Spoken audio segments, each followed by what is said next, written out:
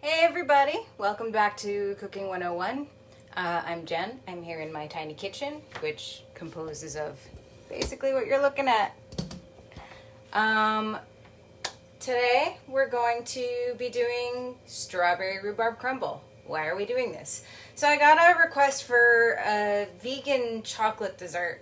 I am not much of a baker and never have been.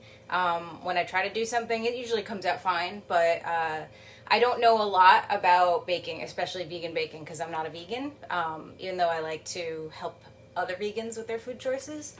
So usually when I get a suggestion I'm not familiar with, I take some time to figure it out. But in the meantime, in my CSA, I got strawberries and rhubarb because it's strawberry and rhubarb season, which is my favorite season in the month of June.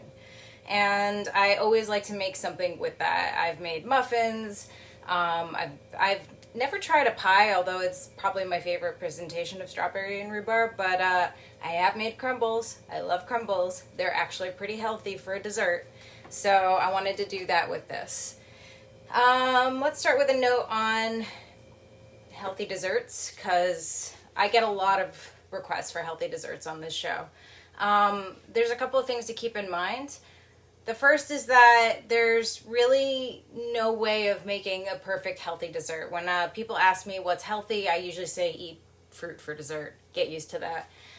The reason for that is when we are craving sweet things constantly and fruit is not enough for that, that means that you need to adjust your taste buds. Basically, you have to adjust your expectations and also kind of retrain your brain to stop seeking out sweet things, because that's usually more of a brain chemical thing, looking for something comforting, looking for something that kind of cheers you up, comfort food seeking.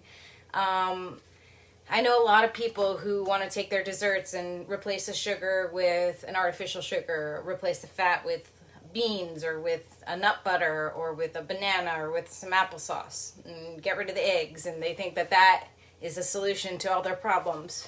But unfortunately with dessert, the solution to all your problems is getting used to not relying on dessert all the time. It's extra calories, it's an extra part of your meal, it always adds, it doesn't really help with anything, it's not providing much nutrient, and even when you're substituting sugar out, you're still perpetuating that expectation psychologically that you're supposed to get something sweet after you eat something savory. And that can be a dangerous mindset. Also keep in mind that I don't really have anything against artificial sugar. There's lots of rumors that it causes cancer and all that. It doesn't. That's all made up. But artificial sugar is sweeter than actual sugar. So when you're eating artificial sugar, you're not actually weaning yourself off of that sweet expectation. And please note, I'm not saying addiction, because addiction doesn't really cover why we crave sugar all the time. Addiction usually has to do with like a dependence on a substance. We're not dependent on sugar. You're not going to get deathly ill when you stop eating sugar. But we have psychological ties to it, and those are very strong. And it's almost reminiscent of an addiction, because when you get into a behavior pattern where you're expecting food, it's really hard to break from that all of a sudden. Our body physically starts to expect it. And so that's sugar addiction. It's a strong behavior pattern that's reinforced by all the happy chemicals that our brain makes when we eat something we really like. So that's more what food addiction is, rather than what a physiological addiction, which is kind of the basic definition of addiction, is. So, where was I? Oh, so fake sugar is sweeter than actual sugar. When we are trying to get around things by substituting out the fake sugar, you're now getting your body to expect even sweeter things. So when I tell someone who is drinking Diet Coke constantly, or who is switching out the sugar for fake sugar, to start eating fruit's gonna not taste great to them. It's gonna be bland in comparison. That's not a permanent thing, but people largely don't want to go for naturally sweetened things because now they're dependent on this much sweeter thing and it's not going to taste good. A note, if you are trying to get sugar out of your system, so to speak, it's kind of the same as salt. You gotta give yourself about 2 weeks. Your taste buds readjust, expectations readjust, you feel a little bit better, things start to taste better. So it just takes time and getting used to a new thing. But that's why I get all these requests for dessert, and my response is usually to immediately say, you gotta eat fruit. Fruit, on the other hand, is sugary naturally, but it comes with so many good things that it kind of doesn't matter.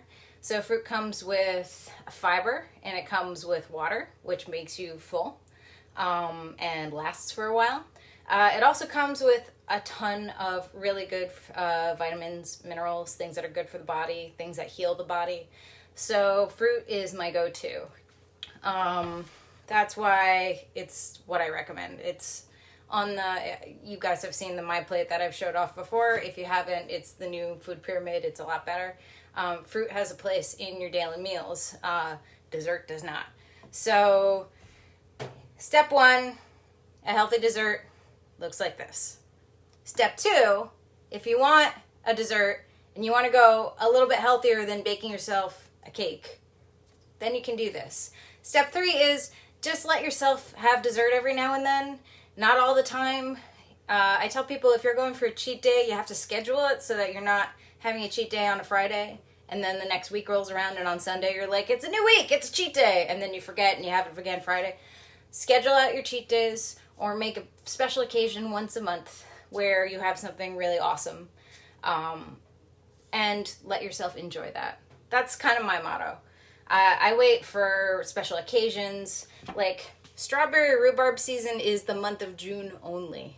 That's when I can really go to town on this fruit. After June, strawberries stop producing for the rest of the year. So this is my special occasion food right now. And I'm just going to enjoy it. However, there are ways to make things a little bit healthier. Not a ton. It's still going to have lots of calories. Oh, that's the other thing. People, if you're substituting out sugar in a cake and you think that that is low carb, think again. Cakes and most things, even this today, which is lower in carb than most desserts, but still has carbs, also rely on flour. Flour is a carb. Flour is sugar when you come down to it. When you break carbs down in your body, they are sugar. So if you think that just taking the sugar out of a dessert is going to make it 10 times more healthy, no. You still are basically eating starch after starch after starch in that. So that's not going to help either. I've seen diabetics who are like, I'm eating sugar-free cake, I'm eating sugar-free pie, and I have to be like, that is still sugar. You are still eating carbs. Please do not do that. So yeah, with all that in mind, just know your stuff. Know that desserts are just going to be extra calories, and they are going to not be healthy no matter what you do. And be okay with that. It is okay to enjoy dessert every now and then. Not all the time. This is not a reward.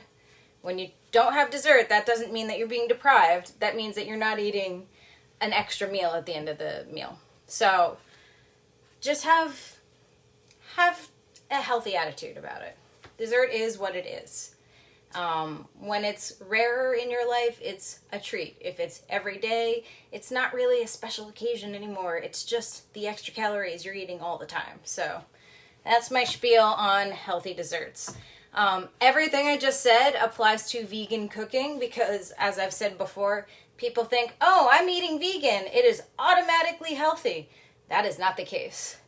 I love this recipe. I've made it as healthy as I can, but it is not going to be health food here. This is not health food. This is just tasty, slightly healthier treat.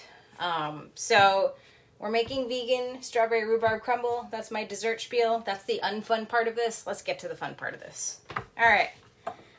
Let's start with what's rhubarb. So rhubarb's in season right now. It started in late May. It's continuing through June, and it's probably going to end at the end of June. I just got a message from the CSA saying that rhubarb is running out, so that's it. It's a springtime, late springtime thing. It is a stem. It grows out of the ground like so. It looks like celery. It is not celery, but it has a lot of things in common with celery. The main part being it is really high in fiber, and that helps reduce the net carbs. What are net carbs? You take the starches in something and then you subtract the fiber, and the end result is the actual calories. Why is that? Fiber slows down digestion. Fiber slows down the absorption of carbs. So fiber is a really good thing to have on hand. Strawberries also have fiber, so that's the good news, but not as much as this guy. Rhubarb has calcium, like 10% of your daily value for a cup. It's not a ton, but it's nice to know there's some calcium in a veggie. There's actually calcium in a lot of veggies, just people don't know that, and they think milk is their be-all, end-all. There's a reason for that. I won't get into it right now. There is also vitamin C and a little bit of vitamin A and some magnesium, so it's got some good vitamins, minerals, all that good stuff. It looks like celery. It does not taste like celery. This has a very, very strong sour taste. It is sour. But the good news is, if you mix it with some sugary stuff, it tastes awesome. I've mentioned before that acids like lemon juice bring out flavor. This brings out flavor. It's awesome when you combine it with something sweet. So strawberries are nice and sweet. They're also high in fiber. They're high in antioxidants. They're really, really good for you. It is strawberry season right now. It is my favorite time of year. Strawberries actually only grow in June. They are very stubborn like that. And for the rest of the year, they just look like green plants. If you notice, my strawberries are pretty tiny. Tiny strawberries. Usually you see them about that big. And they come from California. These do not come from California. These come local. So strawberries that come from California are grown all year round because they have the weather for it. But they're pumped full of growth encouragers, usually nitrogen. Nitrogen is like steroids for plants. It doesn't have like bad side effects per se, but it makes plants overproduce, and it can get into the water, which is not great. It can really boost production, but then that means a farmer might be, if they're not careful, overgrowing in the same soil, which depletes the soil of nutrients. So there's nothing really wrong with California strawberries that are this big. But strawberries aren't really meant to be an all year round food, and that might be why your strawberries taste kind of especially if they're being really churned out by this nitrogen boosted planting system. So, and then when they have to travel across country, usually they have to pick the fruit before it's fully ripe. So then it gets here, it doesn't taste right because it was picked before it was done. There's a whole thing about when you don't eat local, it's not going to taste as good. I get a lot of sour strawberries when I try to get the California grown ones. I still like them, but this is a whole other bag. They're sweeter, they're smaller, they taste unlike any other fruit. Once you go local, it's hard to go back. Local stuff tastes awesome. I highly recommend you try strawberries in season from a local farm if you have the access. They are just truly a treat. And I could go on a lot about that, but yeah. So I got my strawberries, I got my rhubarb. I have chopped up most of it because otherwise you'd be looking at me chopping forever. A lot of people cut the tops off the strawberries just as a shortcut. I find that's a waste of strawberry. It's very easy to just grab the green part, twist, it's off. No strawberry wasted. They also make little tools called hullers that take out the center part of the strawberry. There's no real reason for that. These are, again, small, but also the center doesn't really have any bitter flavor, so you don't need to remove it. It's just there. So remove the green part. If a little bit of stem is left, I just kind of grab it with my nails, take it off. It's good. All right, and then I take a paring knife. Paring knife is a small knife, and I just chop them in half, real fast. I think to go through all this strawberry and the rhubarb, it took me like 15 minutes, or 10. It did not take long. Rhubarb. I'm going to use my regular cooking knife, chef's knife, whatever you want to call it. And that's just because this is a little tougher than a strawberry, and I found that the paring knife, I didn't get a lot of leverage on it, so I'm just going to use this to do a quick chop. I have, of course, washed everything. Strawberries are typically grown with some pesticides because they attract buggies.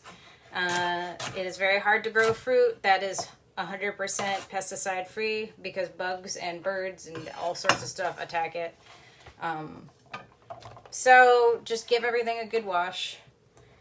If you get super organic or pick your own, you might find some bugs. That is kind of just all part of it.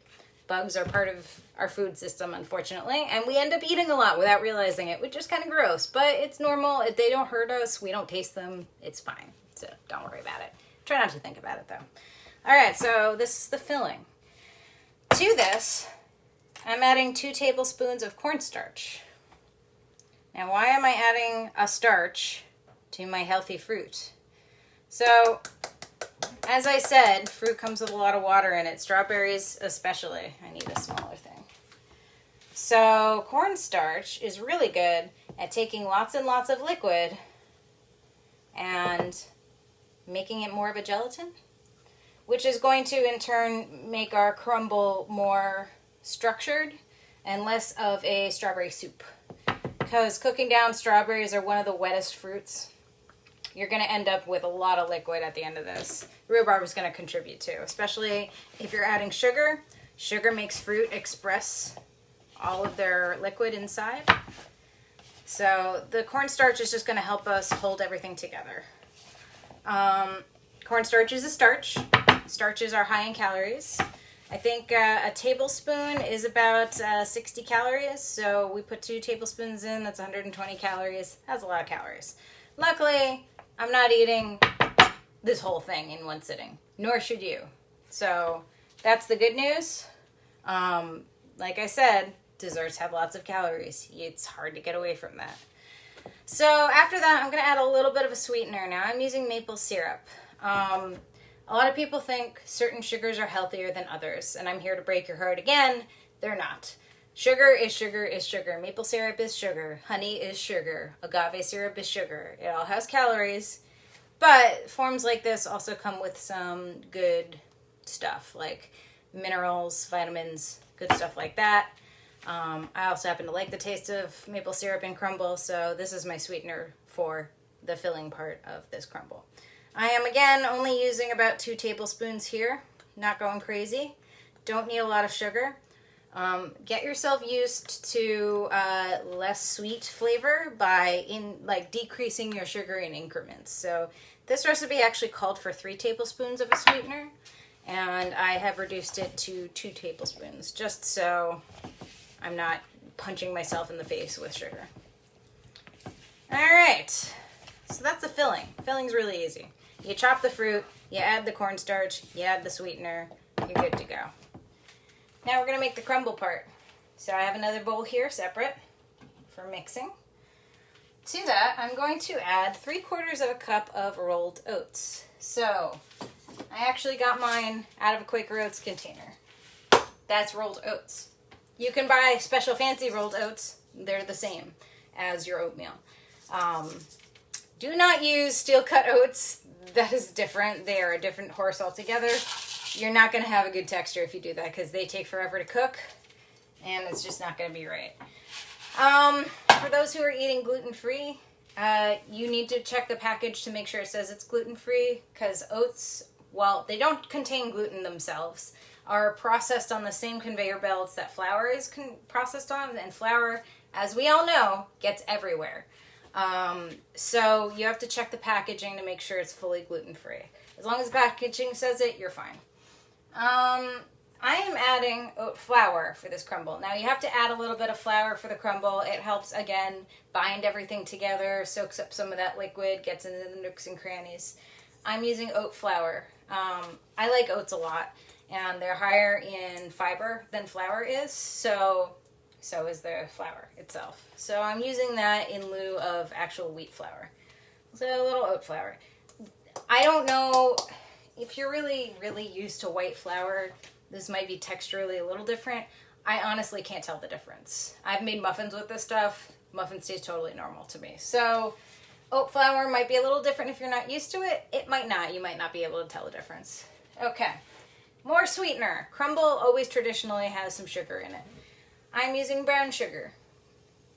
Now, this is different from sugar in the raw. Sugar in the raw is not technically brown sugar. It's a little more unrefined, but it's actually the same stuff. And all that is that brown sugar is the white sugar. They literally make it white sugar first, and then they add back in the stuff they took out of the sugar to make it white sugar. So when you're refining white sugar, you take out the molasses part. And the molasses part actually contains some actual good stuff for you. It has calcium. Molasses is a really good source of calcium. But they take it out to make white sugar, and then when they're making brown sugar, they mix it back in. That's all brown sugar is. It tastes delicious. It's got that nice, rich, caramelized flavor.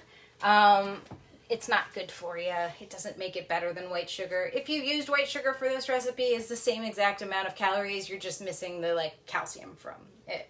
So I am adding 2 tablespoons of this brown sugar, and I'm just breaking it up a little bit. Pro tip, if you like to cook with brown sugar like I do, put that thing in a plastic bag as soon as you open the package. Otherwise, it's going to be rock solid. Brown sugar loves to harden. It needs to be in an airtight container as soon as possible. If you like to use it but you don't use it that often, keeping it in an airtight container, sealed plastic bag is probably your best bet. If it does harden up, you can actually put it in the microwave for a few seconds and it will soften back up again. Just be careful, because I have done it for a little bit too long and the plastic around the sugar melts and then you have to throw the whole thing away. So just be careful with that, but that's my trick. You can soften it back up just by adding a little heat. And I mean a couple seconds. Watch that thing, because again, the sugar will get hot, it'll get molten, and then it'll melt the packaging, and then you're screwed. Okay, so the last thing I'm going to add in the dry ingredients section here is 1 teaspoon of cinnamon, because cinnamon is awesome. Cinnamon is good for you. It can actually lower your blood pressure, but it's something you have to eat over time, every single day. It can also help with blood sugar, but you have to eat it every single day. It's hard to do in working cinnamon into anything. Do not eat it by the spoonful. Do not do the cinnamon challenge. You are going to have a bad time. Okay, so this is really the only component you have to mess with to make this vegan. If I was not making this vegan, at this point I would chop a couple of unsalted cubes of butter into my mixture here and just work that in. So for you non-vegans, butter goes into the crumble. That's the last component. I actually had a nightmare last night, because this is the way my brain works, that I was making this recipe and realized there were eggs in it, and then I was like, I don't know how to make this vegan. There's no eggs in this though, so that was just my brain. To make it vegan, instead of using butter, you're going to use coconut oil. Now, coconut oil is another one of those things that people are like, oh, this is good for me. If I just use this, then I'll be healthy. It's still calories. It's always still calories. It's still fat, just like butter is. It doesn't have saturated fat, which can be a good thing if there's too much in your diet. It's got medium chain triglycerides, or MCT, if you've seen any ad for anything keto ever. Medium chain triglycerides are actually interesting. They've done some studies on them. Your body likes to burn them, which is good. That's a good thing, because your body burns it instead of sticking it in storage, which this is storage right here. So medium chain triglycerides are part of coconut oil. It's not entirely medium chain. Some of them are just regular unsaturated fats in here. So the whole thing is not made of this, but it means that a portion of this is going to be very optimally burned by your system. So that can be kind of a good thing. But again, if you're eating a diet that's full of agave syrup and coconut oil, that doesn't mean you're more healthy. It just means you changed out one thing for another. So all these the theme of this is still dessert. It's still not great for you. It is marginally better than what it could be if I added butter and I added tons of white sugar and I added white flour. Marginally better. But I still treat this as a treat. It is not health food. I might eat it for breakfast, but that's because it's delicious, not because it's oatmeal or it's good for me. Okay? So I just have to drive that point home.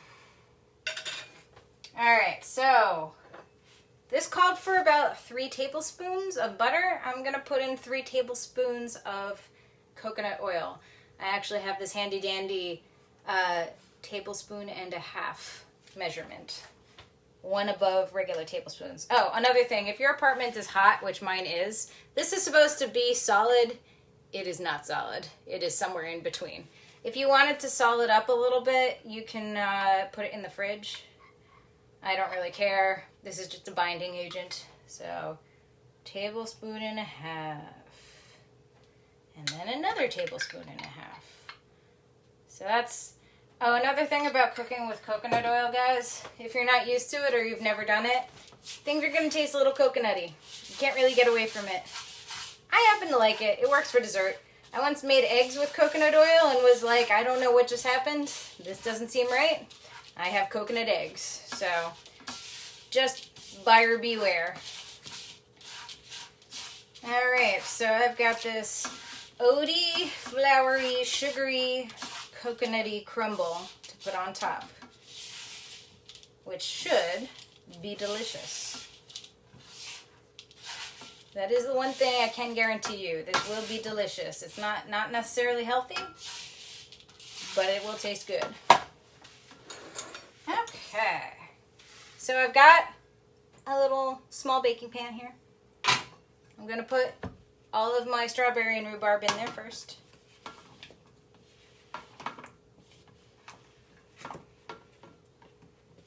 It's strawberry, it's rhubarb, it's delicious. Some of the cornstarch has settled at the bottom and made clumps. Just trying to get as much of it out as possible. Then you want to spread it evenly. You don't want an uneven bake here. Alright. Get rid of this bowl so y'all can see. Okay.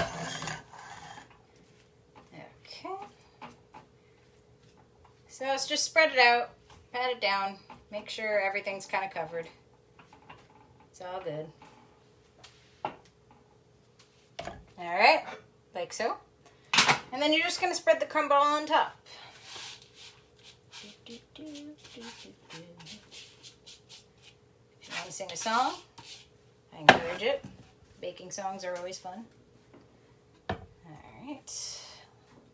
No escape.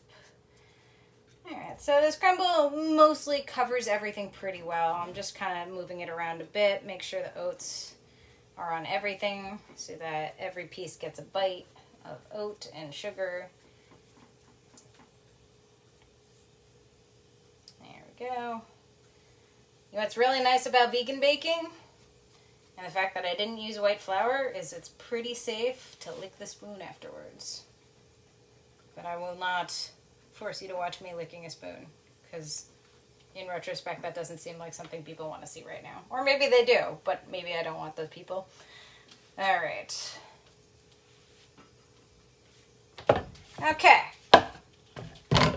The crumble is assembled. Now you're going to bake it. I have preheated my oven to 350 degrees. I'm just going to put it in uncovered and let it hang out in there, I believe half an hour, and it'll be done. In it goes. Alright, so that's done. I do not have an after to show you because I only had so much strawberry and so much rhubarbs, but I think you guys got the gist of it. It's going to be delicious, like one of my favorite desserts ever. I hope you try it. I hope you enjoy it. Thank you guys for watching. I know a lot of you were out today because it is Father's Day, so I hope you guys are enjoying it wherever you are. And if you're tuning in later, just know that Cooking 101 is a free program that I do. If you can't afford to donate anything, that this show is for you. I never want to make it something that isn't accessible. If you can afford to donate, I would super appreciate it. It helps me buy ingredients for the show, and also just helps me make a living. So if you want to donate, my Venmo is at JS, as in Sam, Rock, RD. And again, if you can't, that's cool. I hope you enjoyed it. Thanks for tuning in. Please let me know if you have any questions in the comments, and give me suggestions for what else you want to see on the program. And I will see you next week.